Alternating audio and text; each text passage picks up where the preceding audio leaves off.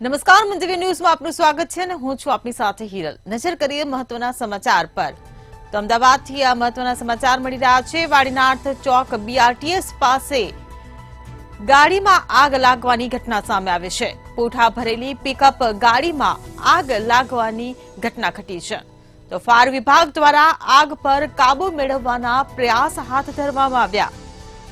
પૂઠા ભરેલી પિકઅપ ગાડીમાં આગ લાગવાની ઘટના સામે આવી છે। તો અમદાવાદથી આ સમાચાર મળી રહ્યા છે। ફાયર વિભાગને આ ઘટનાની જાણ થતા ફાયર વિભાગ પણ ઘટના સ્થળે પહોંચ્યું હતું અને પાણીનો મારો ચલાવીને આગને કાબૂમાં લેવાનો પ્રયાસ કરવામાં આવ્યો હતો। તો અમદાવાદના વાડીનાથ ચોક બીઆરટીએસ પાસે ગાડીમાં આગ લાગી।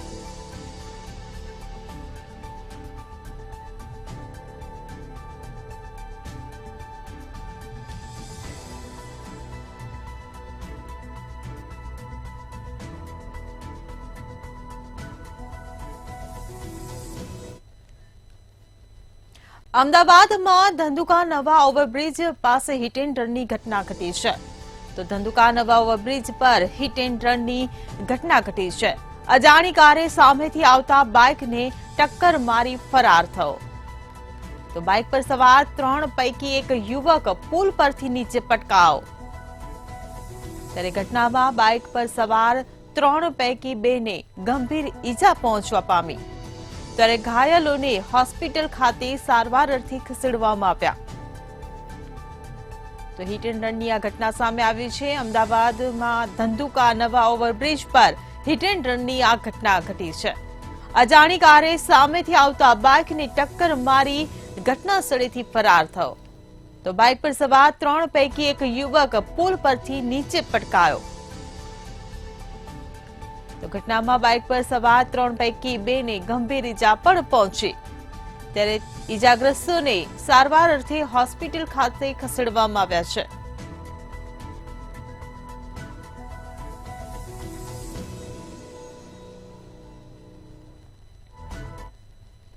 મહેસાણા વિસનગરના કડા ગામનો મામલો સામે આવ્યો છે। મહેસાણાથી આ સમાચાર મળી રહ્યા છે। વિસનગરના કડા ગામનો મામલો સામે આવ્યો છે। ત્યારે કાકાએ પરિણીત ભત્રીજાની વહુ સાથે છેતરપિંડી કરી હોવાની ઘટના સામે આવી છે। 4 જેટલા સર્વે નંબરની જમીન કાકાએ પોતાના નામે કરાવી। તો ભત્રીજાનું અમેરિકામાં અવસાન બાદ જમીન પોતાની નામે કરાવી।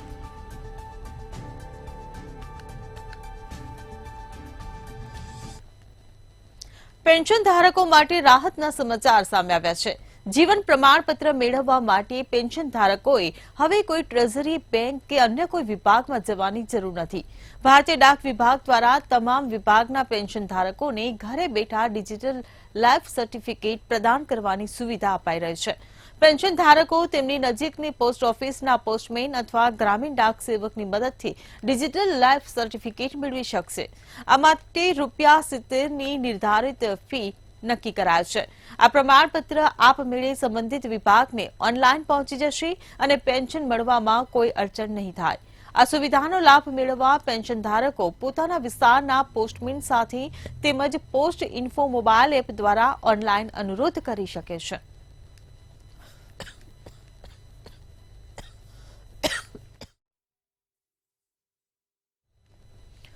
અમદાવાદમાં ખ્યાતિ હોસ્પિટલ કાંડના વધુ 5 આરોપીને ગ્રામ્ય કોર્ટમાં રજૂ કરવામાં આવ્યા હતા। ખ્યાતિ હોસ્પિટલના ડાયરેક્ટર ચિરાગ રાજપૂત, સીઈઓ રાહુલ જૈન સહિત 5 લોકોને કોર્ટમાં રજૂ કરવામાં આવ્યા હતા। કોર્ટમાં 14 દિવસના રિમાન્ડની માંગ કરવામાં આવી હતી, જ્યાં કોર્ટ દ્વારા 30 નવેમ્બર બપોરે 4 વાગ્યા સુધીના રિમાન્ડ મંજૂર કરવામાં આવ્યા છે।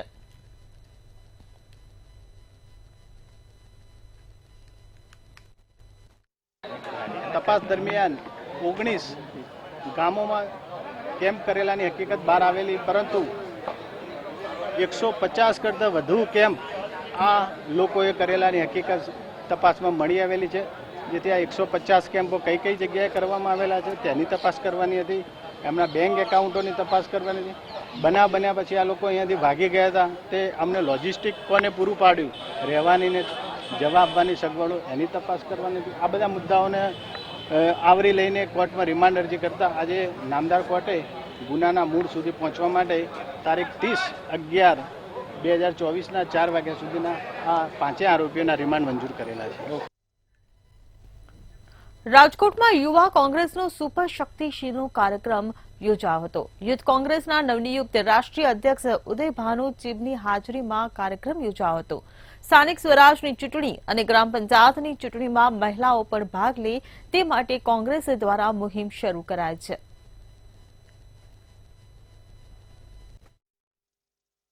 શક્તિ સુપરશિપ દ્વારા આ કાર્યક્રમનું આયોજન કરવામાં આવ્યું હતું અને ખાસ કરીને મેઇન વિષય હતો કે આપણે ગુજરાતની અંદર જોઈ રહીએ છીએ કે ડ્રગ્સનું પ્રમાણ ખૂબ જ વધતું જાય છે અને એના કારણે આપણે એવું માનીએ છીએ કે એક યુવા છે એ બરબાદ થાય છે, પણ ફક્ત એક યુવા નહીં, એ યુવા સાથે ક્યાંક ને ક્યાંક એક મહિલા પણ જોડાયેલી હોય છે, પછી બેન તરીકે હોય, દીકરી તરીકે હોય કે મા તરીકે હોય.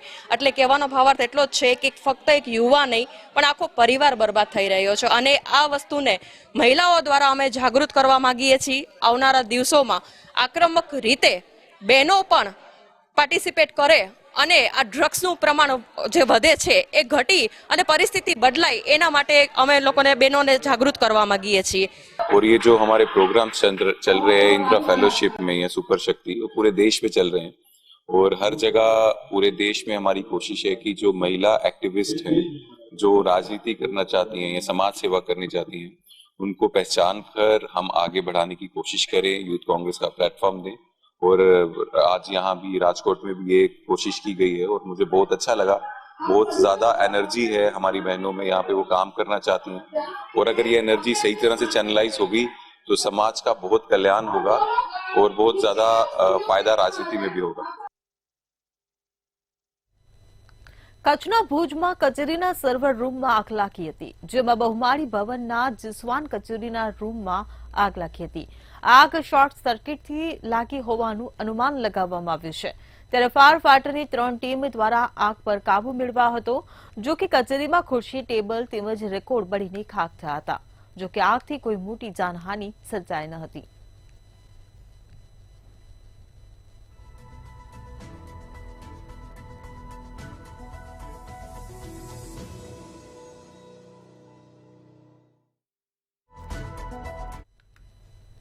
વડોદરામાં નાગરિકો જીવના જોખમે રેશન કાર્ડનું આધાર કાર્ડ સાથે ઈ-કેવાયસી કરાવી રહ્યા છે.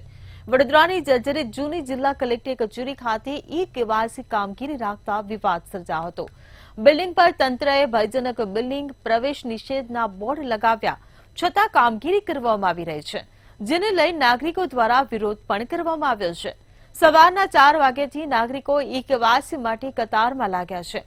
ત્યારે જવાબદાર તંત્ર પર અનેકો સવાલો ઉભા થઈ રહ્યા છે.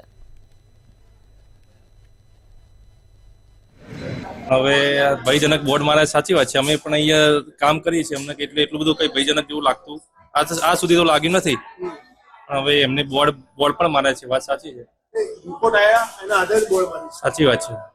એટલે અમને તો ફાળવી છે, કન્સર્ન ઓથોરિટી અમને અહીંયા ફાળવી છે. કલેક્ટર કે મામલતદારને ખબર હોવી જોઈએ કે આ જર્જરિત મકાન છે તો એની અંદર આપવા કામગીરી ના કરાય, તે છતાં કામગીરી કરે છે. સરકારે જોવું જોઈએ કે આ કદાચ પડે બિલ્ડિંગ તો આટલા બધાને નુકસાન થાય, એની જવાબદારી કોણ? જૂની કલેક્ટર કચેરી ભયજનક પ્રવેશ નિષેધ છતાં પણ થઈ રહી છે કામગીરી અને અહીંયા હજારો નાગરિકોના જીવને છે જોખમ. વડોદરા શહેરની આ જૂની કલેક્ટર કચેરી છે, સ્ક્રીન પર જોઈ રહ્યા છો એમ અહીંયા ભયજનક બિલ્ડિંગ પ્રવેશ નિષેધનો હુકમ પણ કરી દેવામાં આવ્યો છે. આપ ઉપર જોશો, આ અગાઉ અહીંયા 2 માળ સુધીને આગ લાગી હતી અને ત્યારથી આ બિલ્ડિંગ ને ભયજનક જાહેર કરી દેવામાં આવી છે. છતાં પણ અહીંયા રેશન કાર્ડનું ઈ-કેવાયસી કરવામાં આવે છે. નાગરિકો સવારે 4 વાગ્યાથી આવે છે. રોજ 1000 નાગરિકો અહીંયા મુલાકાત લે છે. ત્યારે નાગરિકોના જીવને પણ જોખમ છે. અહીંયા જે ઈ-કેવાયસી કરાવવા નાગરિક આવ્યા છે એમને કહીશું, ભયજનક બિલ્ડિંગ છે, પ્રવેશ નિષેધ છે, છતાં પણ કામગીરી થઈ રહી છે. તંત્રને શું કહેશો? તંત્રને એ કહીશું કે અત્યારે એમની પોતાની બિલ્ડિંગ છે, તે ભયજનક છે. હજારો વ્યક્તિ આવે છે ઈ-કેવાયસી કરવા માટે, હજારો વ્યક્તિ આવે છે. બિલ્ડિંગ ભયજનક છે તો એમની પોતાની જ બિલ્ડિંગ ભયજનક હોય બરાબર, તો એને તાત્કાલિક એને સુધારો કરી અને પછી ત્યાર પછી જ હજારો નાગરિકને તે પ્રવેશ માટે પરવાનગી આપવી પડે. એટલે સરકાર ખાનગી મિલકત હોય તો સીલ કરી દે છે, પરંતુ પોતાની જ મિલકતમાં નાગરિકોના જીવના જોખમે કામગીરી કરી રહી છે. કેમેરામેન કેતન સિંધે સાથે નિલેશ બ્રહ્મભટ્ટ, મંતવ્ય ન્યૂઝ, વડોદરા. અમદાવાદના રાધે બંગલો સોસાયટીમાં બંગલા નંબર 6 માં લગ્ન પ્રસંગ દરમિયાન કિન્નરો આવ્યા હતા, જેમાં લગ્ન પ્રસંગમાં કિન્નરો દાપા રૂપે મોટી રકમ માંગતા હતા. બંગલા માલિકે ચેરમેન ગિરીશ અગ્રવાલને કોલ કરીને બોલાવ્યા હતા. ગિરીશ અગ્રવાલે રાજી ખુશીથી જે દાપો આપે તે લઈ લેવા માટે કિન્નરોને સમજાવ્યા હતા. ત્યારે કિન્નરો મસમોટી રકમની માંગણી કરતા હતા. કિન્નરોએ 40-50 અન્ય કિન્નરોને પણ બોલાવી લીધા અને ગિરીશ અગ્રવાલને સોસાયટીની બહાર નીકળ્યા પછી જોઈ લેવાની ધમકી આપી હતી. ત્યારે સોસાયટીના લોકોએ પોલીસ બોલાવી હતી. આ સમગ્ર ઘટનાને લઈને સોસાયટીના રહીશોએ અમરાઈવાડી પોલીસ સ્ટેશનમાં ફરિયાદ નોંધાવી છે. એમને તો એમના બેબીના લગ્ન હતા, એટલે આ જાણતા હું એમને સમજાવવા ગયો કે જે આપે એ લઈ લો અને જતા રહો, પણ એ લોકોએ વાત ના માની અને મારી જોડે દલીલ કરવા માંડ્યા. એના પછી એ લોકોએ કંઈક 40-50 કિન્નરો બીજા બોલાયા અને પછી મને ધમકી આપી કે તમે બહાર આવો, તમને જ બધા પ્રોબ્લેમ છે, તમે સોસાયટીની બહાર આવો, તમને નહીં છોડીએ. મેં એ વખતે પછી પોલીસને બોલાવી, પોલીસની વાન પણ આવી, પોલીસે આખો બનાવ જોયો છે. ગુજરાતમાં પણ હવે એનસીપીના 2 ફાટા જોવા મળ્યા હતા. અજીત પવાર ગ્રુપ દ્વારા એનસીપીના ગુજરાત પ્રમુખ તરીકે નિકુલસિંહ તોમરની વરણી કરાઈ હતી, જ્યારે શરદ પવાર ગ્રુપ દ્વારા જયંત પટેલની વરણી કરવામાં આવી હતી. જિલ્લા પંચાયતની ચૂંટણી પહેલા એનસીપી સક્રિય બન્યું હતું. નિકુલસિંહ તોમરની વરણી કર્યા બાદ ગુજરાતમાં તેમને નવું સંગઠન, ઉપપ્રમુખ, મહામંત્રી, શહેર પ્રમુખોની નિમણૂક કરવામાં આવી હતી, જ્યારે જયંત બોસ્કી દ્વારા હજુ સુધી શરદ પવાર ગ્રુપની કોઈ જ સ્પષ્ટતા કરવામાં નથી આવી.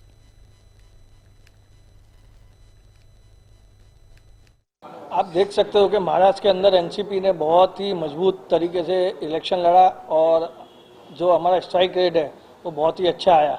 हम चाहते हैं कि गुजरात उसका बाजू का राज्य है और मुझे जो नई जिम्मेदारी दी है प्रफुल्ल पटेल साहब के उनसे मैं उनका भी तहे दिल से शुक्रिया करना चाहूँगा. हमारे संगठन को बढ़ाने के लिए आज हमने अहमदाबाद शहर प्रमुख, गुजरात शहर प्रमुख, सूरत शहर प्रमुख, बड़ौदा शहर प्रमुख, इन सबको नई ओहदे दिए हैं और मेरी पूरी जो बॉडी है उनको ओहदे देंगे. आगे वाले चुनाव जो एनसीपी जिला पंचायत के चुनाव हैं वो अकेले हाथ से लड़ेगी.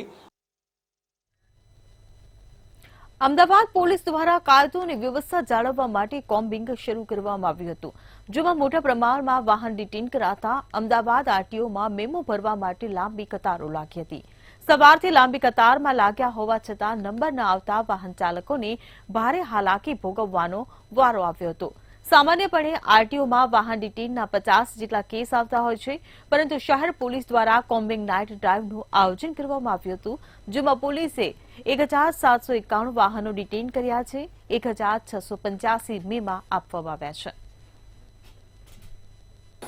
રેગ્યુલર સામાન્ય સંજોગોમાં 50 વ્યક્તિઓ વાહન ડિટેઇનવાળા અમારી પાસે આવતા હોય છે. એના માટે 2 ક્લાર્ક્સ અને 1 ઇન્સ્પેક્ટરની ડ્યુટી ફાળવેલી છે.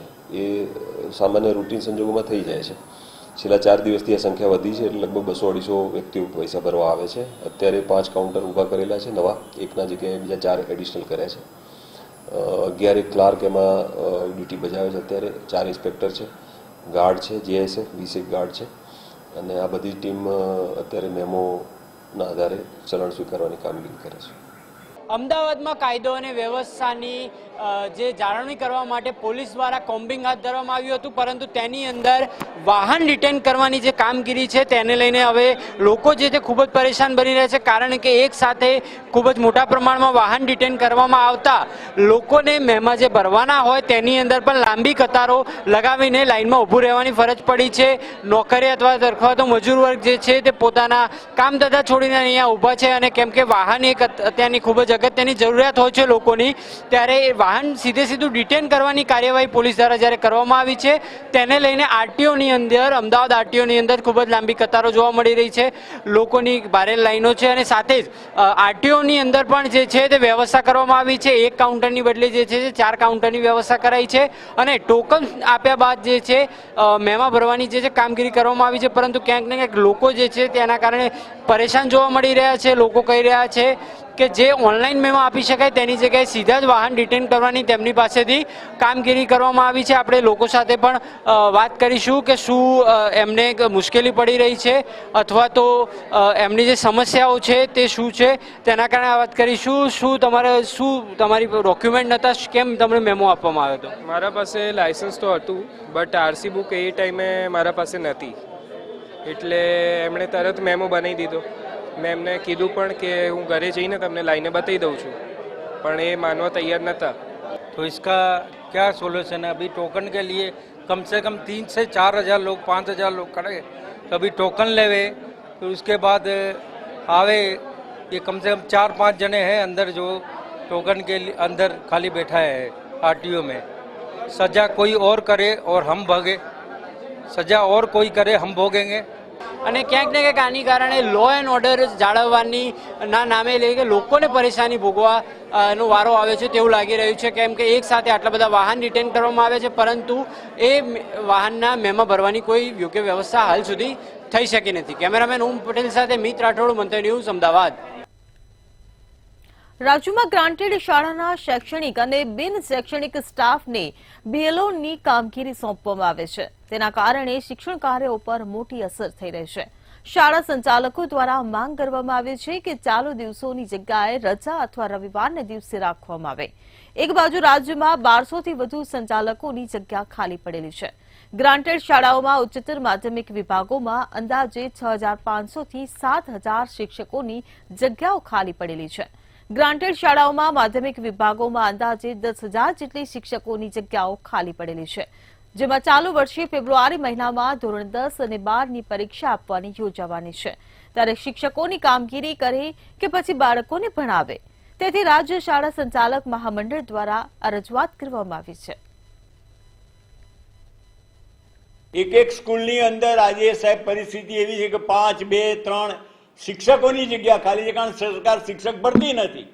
એટલે એક બાજુ શિક્ષકો નથી, બીજી બાજુ જે છે એના લોકો બીએલઓમાં લઈ જાય છે. એટલે એ સંજોગોમાં ગુજરાતના ભાવિ નાગરિકોનું આપણે શિક્ષણ બગાડીએ છીએ અને એમને અભણ રાખવા માંગતા હોઈએ એવી પરિસ્થિતિ ઊભી થઈ છે. ગુજરાત શાળા સંચાલક મહામંડળ દ્વારા શિક્ષણ મંત્રીને પત્ર લખીને નારાજગી વ્યક્ત કરવામાં આવી છે. ફી વધારાને લઈ એફઆરસી દ્વારા વારંવાર જે ડોક્યુમેન્ટ શાળાઓ પાસેથી મંગાવવામાં આવે છે તેને લઈને નારાજગી વ્યક્ત કરાય છે. ગુજરાતી શાળા સંચાલક મહામંડળના પ્રમુખના કહેવા મુજબ જુદી જુદી જાતના બિનજરૂરી ડોક્યુમેન્ટ્સ મંગાવવાનો કોઈ મતલબ નથી. આ ડોક્યુમેન્ટ અંતે તો ધૂળ જ ખાય છે અને પ્રક્રિયામાં વિલંબ થાય છે. આના કરતા જે જરૂરી એવા 4 ડોક્યુમેન્ટ જે ખૂબ જ મહત્વના છે તે જ મંગાવવામાં આવે તો સંચાલકોની સરળતા રહે. રાજ્યમાં 4 ઝોનમાં જુદા જુદા ડોક્યુમેન્ટ્સ મંગાવવામાં આવે છે, જેને કારણે સંચાલકો મૂંઝવણમાં મુકાયા છે.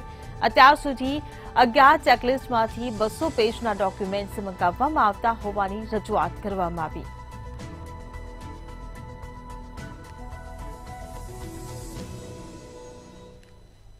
તો 11 ચેકલિસ્ટની અંદર અંદાજે 200 ડોક્યુમેન્ટ્સ અને 200 થી 250 પેજની એક ફાઇલ થાય એવી અમારે 3 ફાઇલો જમા કરાવવાની હોય છે. આ બિનજરૂરી કાગળો, કારણ કે છેલ્લા 4 વર્ષના ઓડિટ રિપોર્ટ, આ એક દાખલો આપું છું, એ અમારી પાસે માગવામાં આવે છે. એની શું આવશ્યકતા છે? તમે ગઈ સાલનો અમારો ઓડિટ રિપોર્ટ માગી લો, એમાં બધું જ આવી જશે. અમદાવાદના ખોખરા વિસ્તારમાં આવેલી કેકા શાસ્ત્રી કોલેજ ફરીથી વિવાદમાં આવી છે. ત્યારે આ કોલેજના એક વિદ્યાર્થી દ્વારા આક્ષેપ કરવામાં આવ્યો છે કે 3 વર્ષ સુધી તેને અભ્યાસથી વંચિત રાખવામાં આવ્યો છે, તેમજ ખોટી એફઆઈઆર કરવામાં આવી છે. ત્યારે આજે વિદ્યાર્થીએ ગુજરાત યુનિવર્સિટીમાં એનસીઆઈની સાથે રહીને ગુજરાત યુનિવર્સિટીના કુલપતિએ આવેદનપત્ર આપ્યું હતું. उस चीज़ की कंप्लेन मैंने की है कि स्पोर्ट्स रूम मुझे चाहिए और जिम का आप पैसे ले रहे हो, ठीक है, उसकी फीस जा रही है, जिम के पैसे की फीस जा रही है, तो वो तो मुझे मिलना चाहिए सुविधा. उस चीज़ की सुविधा मुझे आज तक नहीं मिले. तो मैंने स्पोर्ट्स रूम और ये जिम के लिए कंप्लेन की, 2 से 3 बार मैंने कंप्लेन की, पर उनका कोई रिप्लाई नहीं आया. जब मैंने उनसे मांग की कि मैं स्पोर्ट्स रूम और जिम के लिए मैं जाके यूनिवर्सिटी में बात करूंगा, कंप्लेन करूंगा आपके खिलाफ, तो उन्होंने इस चीज़ पे मुझे धमकी दी है कि आप अगर ऐसा करोगे तो आपको हम जेल में डलवा देंगे, FIR कर देंगे. तो मुझे इन सब चीज़ों की धमकी दी गई थी और मेरे ऊपर खोटी FIR की है, जिसकी वजह से मेरा आज 3 साल से मेरी पढ़ाई रुकी हुई है. इन लोग मुझे कोई जवाब नहीं दे रहे। मैं जा रहा हूँ गेट पर, ये मुझे भगा दे रहे वहां से। રાજ્ય સરકાર દ્વારા સરસ્વતી સાધના યોજના અંતર્ગત કન્યા કેળવણીના ભાગરૂપે સરકાર દ્વારા ધોરણ 9માં ભણતી વિદ્યાર્થીઓને સાયકલની સહાય આપવામાં આવે છે, પરંતુ અમદાવાદની ઘણી શાળાઓએ યોજનામાં ઉદાસીનતા દાખવી હતી. લગભગ 43 શાળાઓએ આ યોજનાનો લાભ લેવા માટે પ્રયત્ન જ કર્યો ન હતો. આ બધી શાળાઓને અમદાવાદ ડીઓ દ્વારા નોટિસ ફટકારીને ખુલાસા માંગવામાં આવ્યા હતા અને ત્યારબાદ હવે તમામ શાળાઓએ આ સહાયનો લાભ લેવા માટે થઈને અરજી પ્રક્રિયા પૂર્ણ કરી દીધી છે. 43 જેટલી શાળાઓએ દરખાસ્ત નહોતી કરી, જેમને કારણદર્શક નોટિસ તાત્કાલિક આપી અને તેમના ખુલાસા માંગ્યા હતા. ખુલાસામાં એમ પણ આવ્યું કે ક્યાંક પોર્ટલની તકલીફ હતી, ક્યાંક વાલીઓ દ્વારા ડોક્યુમેન્ટ્સ પણ સમયસર ન આપ્યા, એ પ્રકારના પ્રશ્નો આવ્યા હતા.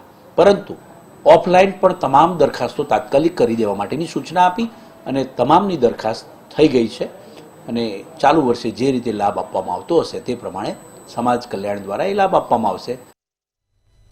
વડોદરા નજીક જાંબુઆ અને પોર પાસેના નેશનલ હાઈવે પર ટ્રાફિકની સમસ્યા સર્જાઈ રહી છે. ત્યારે આ ટ્રાફિકની સમસ્યાને લઈ વડોદરાના સાંસદ ડોક્ટર હેમાંગ જોશીએ કેન્દ્રીય મંત્રી નીતિન ગડકરીની રજૂઆત કરી છે. જાંબુઆ અને પોર પાસેના નેશનલ હાઈવે પર બ્રિજ પહોળા કરવા માટે રજૂઆત કરાઈ હતી. જે પોર અને એની જાંબુઆની આજુબાજુના જે વિસ્તારો છે, મલ્ટીનેશનલ ઇન્ડસ્ટ્રીઝ છે, ઘણા બધા ઔદ્યોગિક એકમો છે, પોર જાંબુઆ વિસ્તારના સ્થાનિક રહીશો છે, એમની ઘણા સમયથી રજૂઆત એવી છે કે આ બ્રિજને પહોળા કરવામાં આવે. ભૂતકાળમાં પણ અમારા તત્કાલીન સાંસદશ્રીએ પણ ખૂબ સારા પ્રયત્નો કર્યા છે અને એ સમયે નીતિન ગડકરી દ્વારા આ બાબતને સંજ્ઞાનમાં લેવામાં પણ આવ્યું હતું, પરંતુ જ્યારે કોઈ કારણોસર હજુ સુધી એ કામ થયું નથી, ત્યારે આજે સંસદના શિયાળા સત્ર દરમિયાન માનનીય રોડ અને ટ્રાન્સપોર્ટ મંત્રી શ્રીમાન નીતિન ગડકરીજીનો સમય માંગી અને ગુજરાતના તમામ નેશનલ હાઈવે ઓથોરિટીના અધિકારીઓનો સમય માંગી અને આ તમામ મુદ્દે ખૂબ જ વિગતવાર ચર્ચા કરી છે. વડોદરાના માંજરપુરમાં 10 ફૂટનો બનાવેલો ફૂટપાથ તોડવામાં આવશે, ત્યારે 70% કામગીરી પૂરી થઈ ગયા બાદ યોગેશ પટેલ જીદ ચડ્યા હોવાનું સામે આવ્યું છે. 10 ફૂટનો ફૂટપાથ નાનો કરવા ધારાસભ્ય યોગેશ પટેલે હઠ પકડી છે. ત્યારે હવે ફૂટપાથ નાનો કરી રોડ બનાવવા કોન્ટ્રાક્ટરને વધુ પૈસા ચૂકવવા પડશે. કોર્પોરેશને 2.33 કરોડનો વધુ ખર્ચ કરવો પડશે. ત્યારે આ મામલે માંજલપુરના નાગરિકોએ કહ્યું હતું કે યોગેશ પટેલ ખોટી જીદ કરી રહ્યા છે.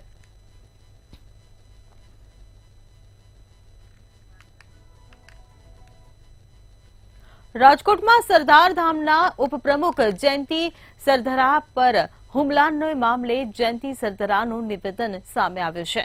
જયંતિ સરધરાએ નિવેદન આપતા જણાવ્યું કે ખોડલધામમાં હોવા છતાં સરદાર ધામમાં કેમ કામ કરશે તેવું કહ્યું હતું. જે ખોડલધામમાંથી સરદાર ધામમાં જાય તે બધા ગદ્દાર અને કચરો છે તેવું પીઆઈ સંજય પંડરિયાએ કહ્યું હતું.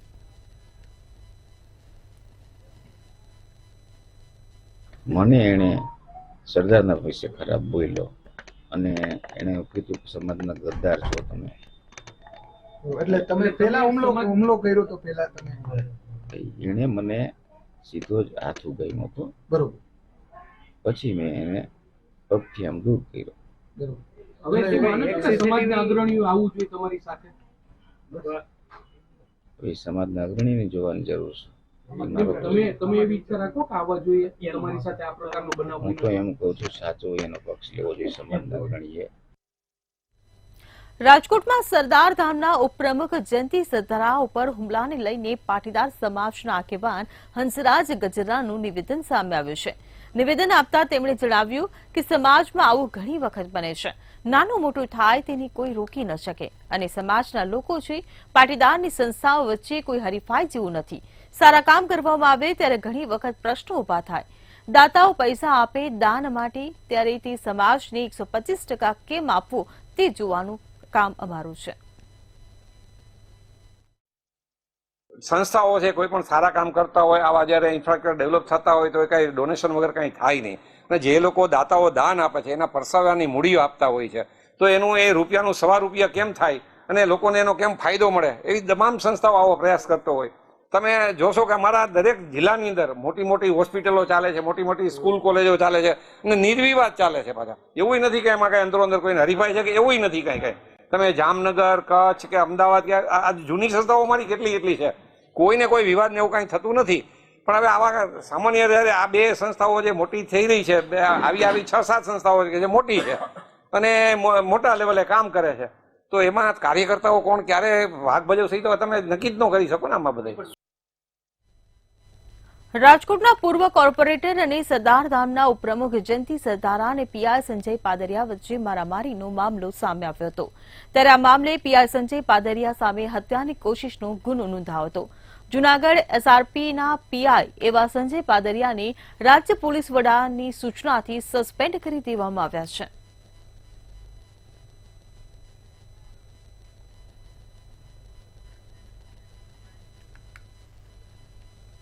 જૂનાગઢમાં ગિરનાર સાધુ મંડળના વિવાદમાં કિન્નર અખાડો પણ સામે આવ્યો છે. કિન્નર અખાડાના મહામંડલેશ્વર લક્ષ્મીનારાયણ ત્રિપાઠીનું નિવેદન સામે આવ્યું છે, જેમાં તેમણે ભૂતનાથ મંદિરના મહંત મહેશગીરી પર પ્રહારો કર્યા હતા. લક્ષ્મીનારાયણ ત્રિપાઠી નિવેદન આપતા જણાવ્યું કે કમંડળ કુંડ છોડીને શા માટે ભાગવું પડ્યું હતું મહેશગીરીને. મહેશગીરી સંન્યાસ છોડીને રાજકારણી બન્યા હતા. રાજકારણી બન્યા ત્યારે પેન્ટ શર્ટ અને જબ્બો પહેરતા હતા.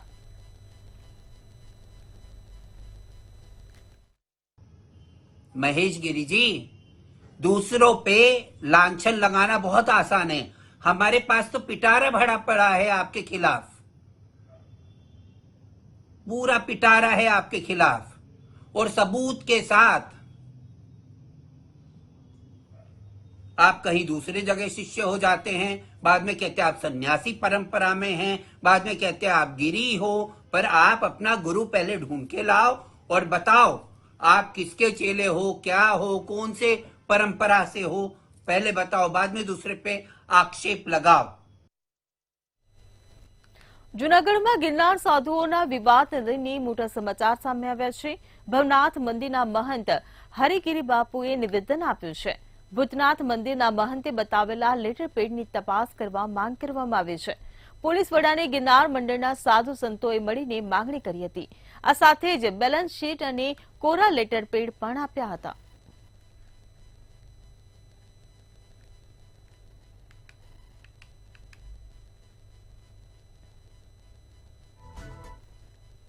एक लेटर घूम रहा था, उस लेटर का जांच कराने के लिए आज हम एसएसपी जूनागढ़ के पास आया, प्रार्थना किया और हर प्रकार से उनसे मैंने और जांच के लिए मैंने मांग किया वो लेटर के बारे में. બુલેટિનમાં હાલ બસ આટલું જ. સમાચારોની અપડેટ માટે જોતા રહો મંતવ્ય ન્યૂઝ. નમસ્કાર.